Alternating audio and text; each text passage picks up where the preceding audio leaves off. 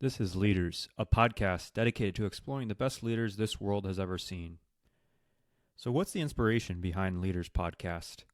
Well, for me, it's a lack of true leadership material that has really stuck with me over time. I've always been interested in the subject and explored it through various books that really highlighted leadership and or some biographies of prominent leaders in history's past that have gleaned leadership lessons from that. But ultimately, it really didn't stick with a resounding message of how do I apply leadership in my day-to-day career and professional and personal life. I've tried other projects in the past, but this one has stuck with me for a few years, and I hope it's something that fuels me to do this for many episodes and years to come. Before diving into the first episode, I wanted to run down my vision of what each episode would look like quickly. So in preparation for this episode and any future episode, I plan on researching and taking notes as I consume all forms of medium on the leader. So whether that be YouTube talks that they give, podcasts that are recorded with them or about them, articles written, books written, anything else in between. I'll start off each episode with a quick intro and a quick snapshot of how they rose to a CEO path. Then I'll probably follow up with some mantras, philosophies, maybe some really good quotes that encapsulate their leadership style. And as much success as they've had along the route to obviously get to a very great career, ascending to a CEO spot and an aspiring leader, I also want to highlight some of the failures that they've gone throughout their career and what lessons they've learned from that. And then I'll finally finish off with a section on their mentors or heroes, which I think is a big component of where these leaders really get inspiration from. And as we go through these episodes, I think there's a lot of dots that we can connect through very alike leaders and mentors along the way. And as much as I want to get down to the principles of a good leader, I think unique to this podcast, I am studying the person first, their decisions and leadership style that will help us, I think, over time peel out the right takeaways that can be applied across the many people we will study through the Leaders podcast. So with that, here's episode 1. And episode 1 will focus on Jim Sinegal. He was a co-founder and former CEO of Costco. Now, before I get into Jim's career and his rise to the CEO path, I think it is shocking that there has not been a biography or a book written on Sinegal or Costco, at least that I've found within my research. And really, he's been an understudied and I think undervalued leader, of which I think is a great place to start because I think when you think about leaders and great executives throughout the times, there's a few that always come to mind, and those have been studied and written about extensively. But I think Jim is unique, and he's really created a great brand with Costco and has a great leadership style that I will get into that I think is worth diving into deeper. So I'll just give a quick overview and his rise to the CEO path. So just to start, Jim was born into a Catholic working-class family situated in Pittsburgh, Pennsylvania. His dad was a steel worker and coal miner. And really, when he was growing up, he took a job as a grocery bagger at FedMart, starting at the age of 18. And at FedMart, he was unloading mattresses, but he was doing it actually in an unconventional technique that eventually got the attention of Sol Price, who is a founder of big box retailers, of which we will cover Sol and his inspiration and his influence really on Jim throughout his career later on in the mentors and heroes section. But he then worked close to 30 years with Sol up to EVP of merchandising before launching Price Club in 1976. And that Price Club was a Costco light in that it sold memberships to small business. And then that really leads up into the principal founding of Costco being in 1983 and founded in Seattle, Washington with his business partner, Jeff Brotman. And Jim served as CEO until his retirement in December 2011. And the Costco's success throughout the years has been well documented, being the largest wholesale shopping center and outpacing the likes of Sam's Club and BJ's Wholesale to be a very successful company in this day and age. So now that we have a good overview of Jim and a little bit of his background, I really wanted to dive in and have a lot of this episode hone in on a lot of what makes his leadership style and his success what it is. So I think the first place to start with Costco is culture. So Jim starts off and says, culture isn't the most important thing, it is the only thing. And I think as you study Costco more and more, the first, I think, word for me was culture that came to mind of everything that it exhibits and has consistently exhibited throughout its years. It really resonates with, wow, they have a great culture. And so really they've developed a culture that ensures a good experience from a customer end. They have a very generous return policy on top quality products. They're always passing on the savings of those purchase of those products at wholesale onto the customers, so they're relentlessly looking for the products that they can carry, of which they can carry at the lowest cost possible, and that's really spurned the use of they don't have much marketing, they don't have those misleading advertisements or anything out in the public. You very rarely hear anything negative from the Costco lens there. And from an employee side too, they're offering high wages and good benefits to employees. So that's just a general sense of the culture there. Culture also of promoting passion, integrity, ownership, and motivation in the employees, and ensuring the customer can trust that they are always getting the best deal by shopping with Costco. So how did Jim do that? How did he build some of that culture? Really, I think one of the principal things is that he led from the floor, meaning that he was spending sometimes 200 days a year visiting the warehouses, and upwards sometimes as well of a dozen stores a day. So really, he's on the ground floor, and he's really interacting with both customers and employees at each of these warehouses to see where there could be efficiencies or where improvements, opportunities, that sort of thing. And really, it's operational excellence with the long-term mindset that he really adopted within the company, and it still really resonates within the company, although he is not in the CEO seat anymore. But just a great quote from on one end, he is in some of the details of things, and he's going out to warehouses and understanding the operations and everything.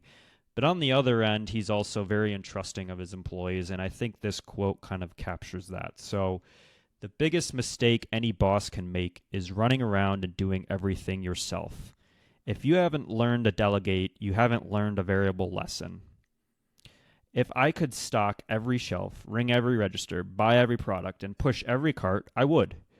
But I can't, and you've got to hire people to do it. You want them to do it as well as if you were doing it, and you only do that by teaching.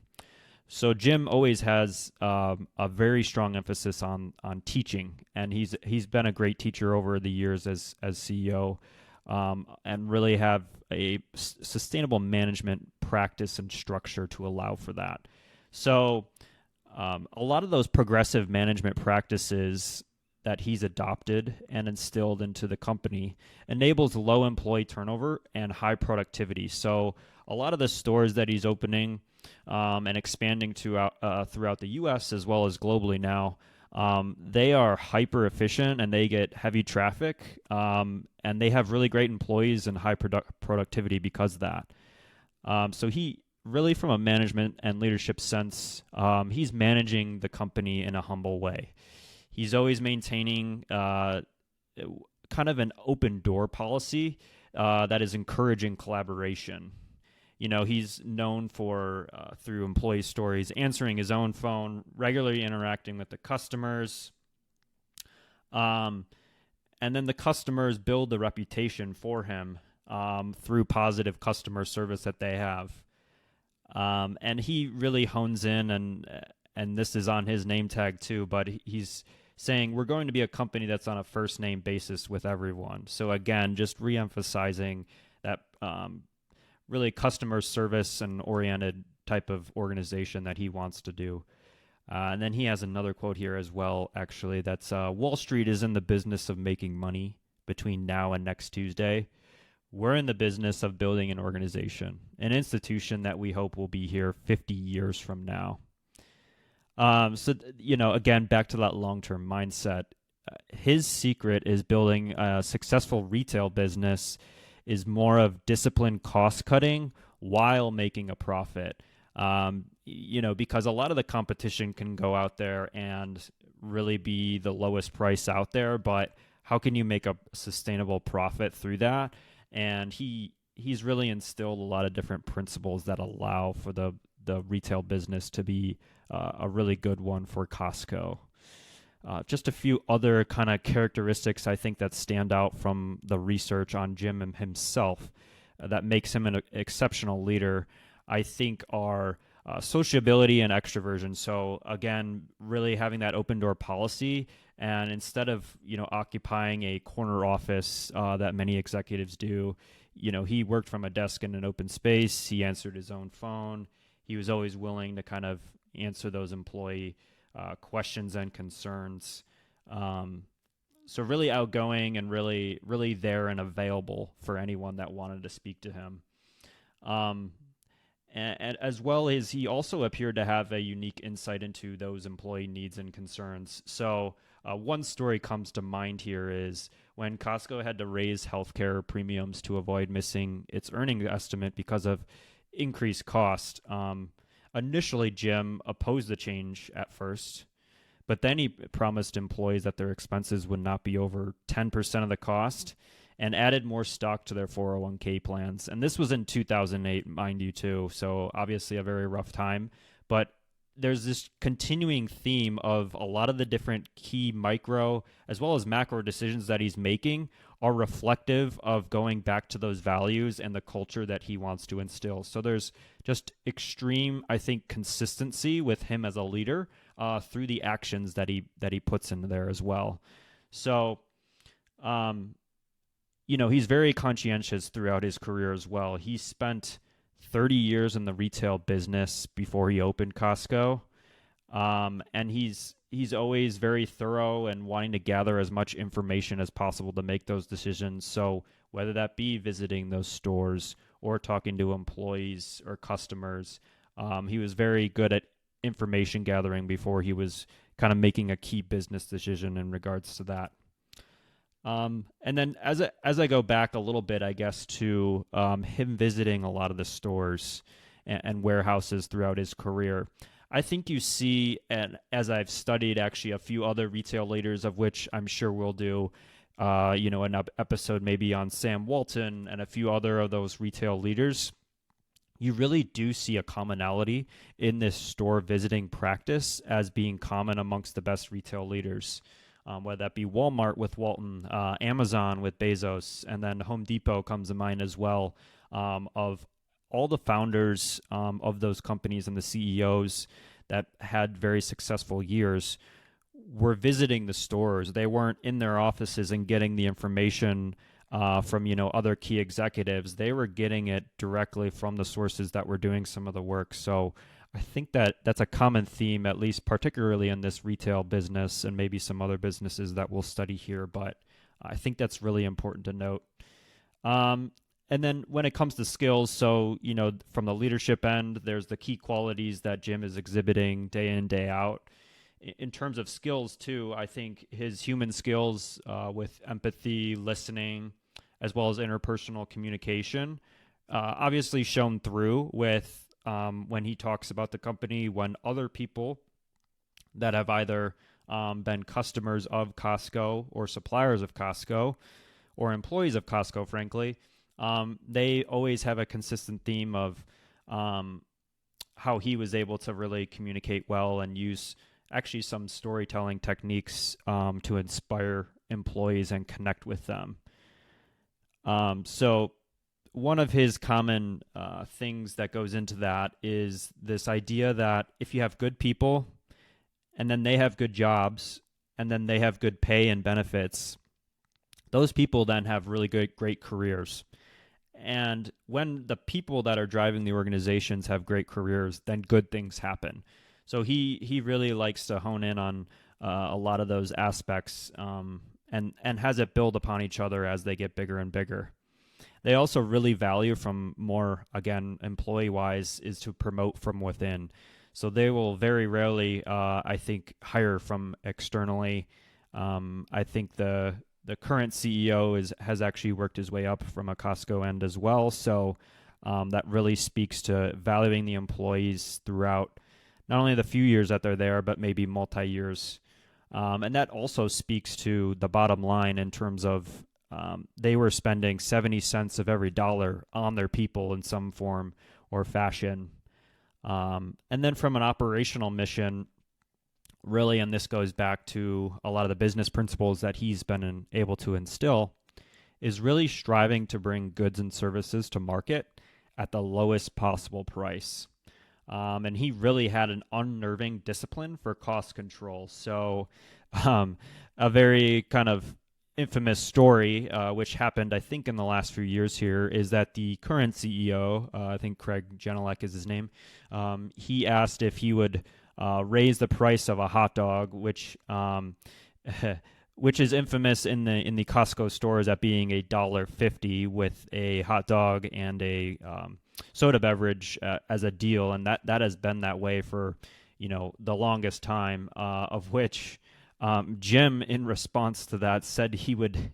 And how much truth there is into this quote directly, but he said he would kill him if Craig did that. So he told him to figure it out, and I think he just really emphasizes that if customers are used to this price and this experience, typically this is at the end of a customer experience where they're in the warehouse, they're going out, and I think it is not a psychological trick, but I think it is a good principle to have that very low cost item at the end of their experience, so that the last experience that a customer hopefully has at your store is very positive in nature. So he really honed in on that and really stuck his foot in the ground to say, no, $1.50 is what it is. You need to figure it out and keep it so that it is that.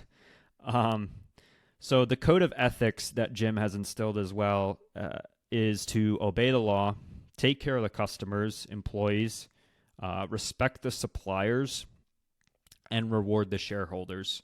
So I think, this code of ethics, I'm sure he instilled this when he became CEO, but, everything that you study through the course of the Costco business, I think this holds true through and through.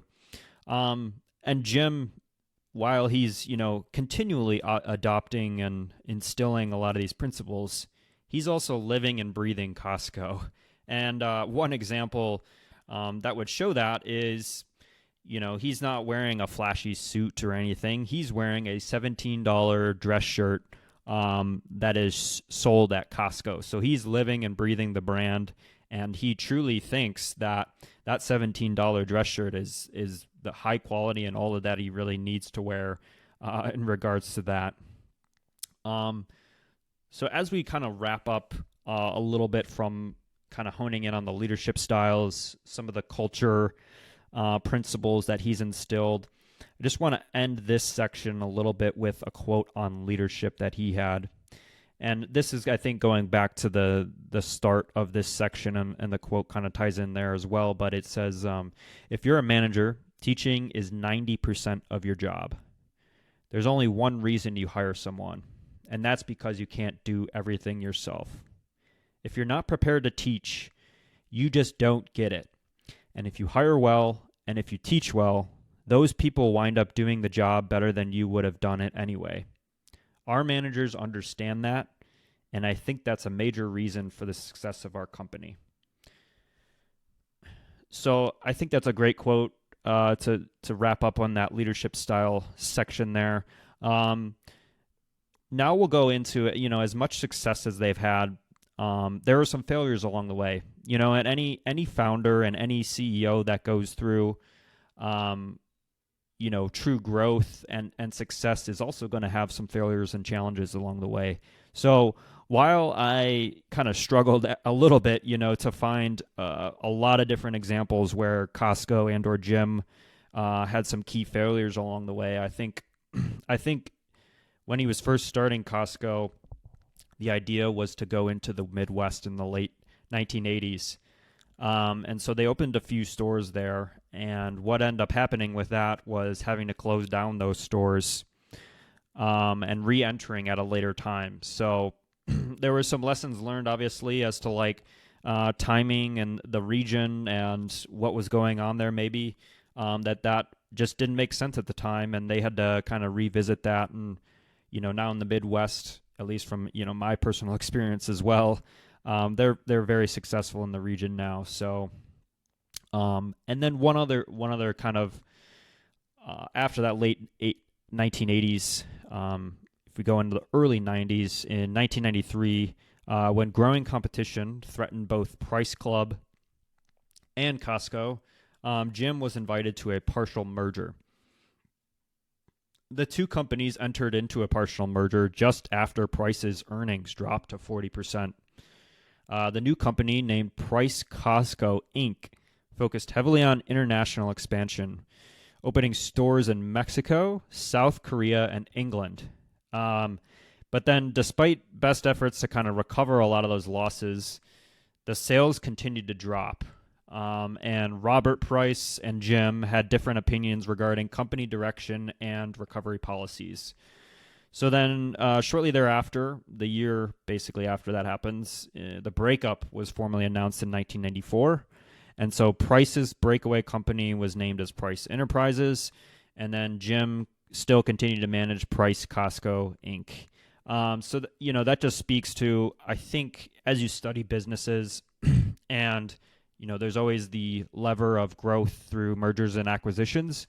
A lot of the times that is just very tough to get two businesses, two executives, two different leadership frameworks to meld well together. So unfortunately, with the Price Club and Costco situation there in the early 90s, that was a key learning and, somewhat of a failure in terms of that merger from that perspective. So as we go from failures now, I think the last section, arguably maybe the most influence that Jim has had is through his protege of Sol Price. So going into the mentors and heroes section here, Sol Price is really like the father of the warehouse club concept. And so he was the founder of FedMart, and he ended up being a lifelong mentor to Jim. He was also the person who taught him to be tough in business, and he displayed a sense of social responsibility towards his employees. So, a lot of the things that I described from Jim and culture, business principles, and that sort of thing were really the direct result of him working with and under Sol Price. So Sol Price innovated in several ways. He developed the kind of concept of the membership fees, which really drives a lot of Costco's business today. Way fewer product SKUs in stock. So if you look at Costco as compared to some of its competition, while the warehouses are large and carry lots of products, they're much less in terms of SKUs and number of units that they sell from that regard. So again, influence from price. Much larger sizes, and then extremely low profit margins, bordering on break even. So, and Jim talks about this too, of, they're only going to carry a product if they can get the lowest price out there from the supplier. And then they're really passing on that cost savings and really the margin on a lot of this stuff that Costco is doing is at a very slim margin, because they're going and passing on the cost savings to the customer. So the ability to offer or operate rather on those low profit margins is an interesting concept, I guess, from Sol that Jim also did see value in. Um, but then Price's fundamental innovation, I would say, was the approach to the customer relationship. So the next section here, as we kind of get an overview of who Sol was and how he influenced Jim. Jim's got to go a little bit into more detail as to how Sol Price influenced him a little bit more. So from this, I think it was an interview. I'm just going to kind of read through a little bit of this from the influence of Sol Price. So Jim had intention of going to law school. He actually wanted to be like Atticus Finch, the lawyer in To Kill a Mockingbird, of which I'm sure a lot of us have read in high school. But he says after working with Sol Price for several months, he changed his mind. He started to study business because he wanted to be like Sol Price. And he says Sol is one of the smartest people he's ever known. He was considered one of the most creative people in the retail business in the 20th century. And then again, referencing Walmart and Sam Walton. Sam Walton also looked up to Sol Price and actually got a lot of his concepts for the Walmart business from Sol as well. So as Sam Walton says, he's stolen more ideas from Sol Price than any man I've ever known. So again, a lot of these big retail giants that exist now were, frankly, stealing ideas from Sol and the business that he built with FedMart. Jim also says Sol was one of the toughest people he ever met in his life. A reporter once called me saying, "You worked for Sol Price for a long time. Do you remember him quoting Gandhi all the time?" In his later years, Sol did start quoting Gandhi. So I would say things like, "You have to give before you can get," meaning you've got to take care of your employees before you make a profit. And you've got to take care of your customers before you make a profit. But what I told the reporter was, I don't really remember that unless Gandhi said, "Cut the crap, kid, and get back to work." Then maybe he was quoting Gandhi. So just an interesting take on that there. So Sol went on to start the Price Club, which was a very creative operation because there were all sorts of imitators starting up in this warehouse club business. He was asked one time by a reporter, "How does it feel to be the father of an industry?" This is another great quote here. But Sol pondered it for a second and said, "I should have worn a condom." So he's quite the character. But Jim says, Sol was his early mentor. He taught us that business was more than just making money. You have to have a contract with the communities in which you do business. That social contract was a concept that we embraced in developing Costco. So again, back to Price's really fundamental innovation, again, was his approach to the customer relationship.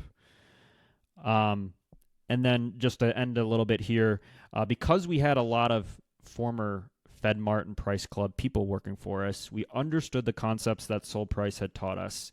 We had that DNA of what we had learned from him. Business was more than making money. Business had a responsibility.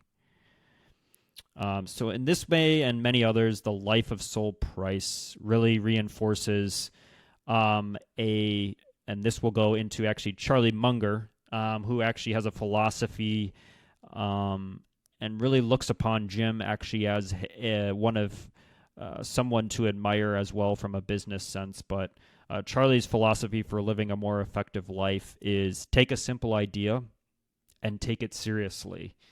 So Charlie really thinks that Jim Sinegal at Costco is one of the best people that he's met because one, he did instill this kind of philosophy, of taking a simple idea with Costco and then really honing in on that idea for a really long time. And so just to quote Charlie here, I think he said this in a recent interview at a conference. But he would say, I would argue that Jim Sinegal was about as well adapted for the executive where he got. And by the way, he didn't go to Wharton and he didn't go to the Harvard Business School. He started working at age 18 in a store, and he rose to be CEO at Costco. And in fact, he was a founder under a man named Sol Price. And I would argue that what he accomplished in his own life family is one of the most remarkable things in the whole history of business, in the history of the world. Jim Sinegal in his life, he's still very much alive, but he had one business throughout his whole life, basically, and he got so damn good at it. Frankly, nothing he didn't understand, large or small. And there aren't that many Jim Sinegal. I'll take somebody else for a job of the kind he has. So, just very great admiration from Charlie Munger, who's, obviously amongst one of the best investors of our time. And while I won't go into much more detail around Sam Walton from Walmart, because we will likely cover that in a future episode of Sam's just too good of a leader and executive not to study with his creation of Walmart. But really, Jim can be pegged as the Sam Walton this 21st century. And again, probably another key figure, which actually borrowed some ideas from Jim in terms of how he was thinking about building out his own business, frankly, was Jeff Bezos. So the Amazon Prime model, we will likely get into again with an episode on Jeff. But that's a key piece of something where Jeff was building out that business model, where he really looked and leaned upon what Jim was doing within Costco for ideas within that. So that's that's the mentors and heroes section. I do want to. Jim was asked at one point what his favorite book was, and while I haven't read this one, it is Self-Renewal by John Gardner. So one of the most fundamental tasks that this book goes into is the renewal of the organizations you serve, and that usually includes persuading the top officers to accomplish a certain amount of self-renewal. So while Jim founded Costco, I think he certainly instilled the idea that Costco never really needed to be renewed, because he was kind of in a self-renewing his own values and culture continuously as he built Costco up. So I think that's a great place to end here with the first episode on Jim Sinegal. Jim, I think in summary, in building Costco as a leader, he's very authentic. He's very driven. He, had a very singular focus on a few key principles that he adopted, and really did that very well through execution. And he did that through a very focused culture, and a culture where employees wanted to work, a culture where customers wanted to come, a culture where suppliers wanted to supply Costco with the best goods out there available. And so I think it's worth studying Jim, and I really hope that someone out there at some point really writes a great in-depth biography on him. Maybe me, who knows? But Jim Sinegal, founder and former CEO of Costco. Thanks for listening.